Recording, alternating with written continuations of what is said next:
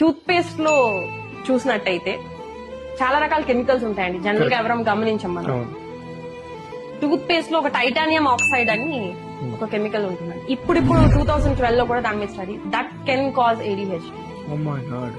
మనం 2 years నుంచే వాళ్ళకి పళ్ళు తోగుతూనే ఉంటామండి విత్ టూత్ పేస్ట్. కానీ ఎప్పుడైనా అసలు టూత్ పేస్ట్ లో ఏముంటాయని ఎప్పుడైనా గమనించామండి? దాంట్లో ఉండే కెమికల్స్ ఏంటి వాటి వల్ల?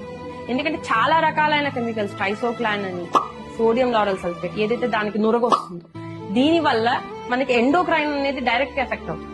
థైరాయిడ్ డిస్రప్టర్ అండి. ట్రైసోక్లాన్ అని మీరు కనుక చూసినట్టయితే it is a thyroid disruptor. ఎందుకు ఇన్ని థైరాయిడ్ వస్తున్నాయి అంటే వీ హ్యావ్ రీజన్స్ అండి. సో ఇలాంటి ఎన్విరాన్మెంటల్ ఎఫెక్ట్స్ కనుక మనం కనుక తెలుసుకుని వాటి నుంచి వాళ్ళని తక్కువ ఎక్స్పోజర్ మన ప్రాబ్లం పొద్దున్న నిద్ర లేచిన కాడి నుంచి స్టార్ట్ అవుతుంది. ఫస్ట్ పనిలోనే మనం వాడేదే బ్రష్ ఫుల్ గా కెమికల్స్ తో ఉండే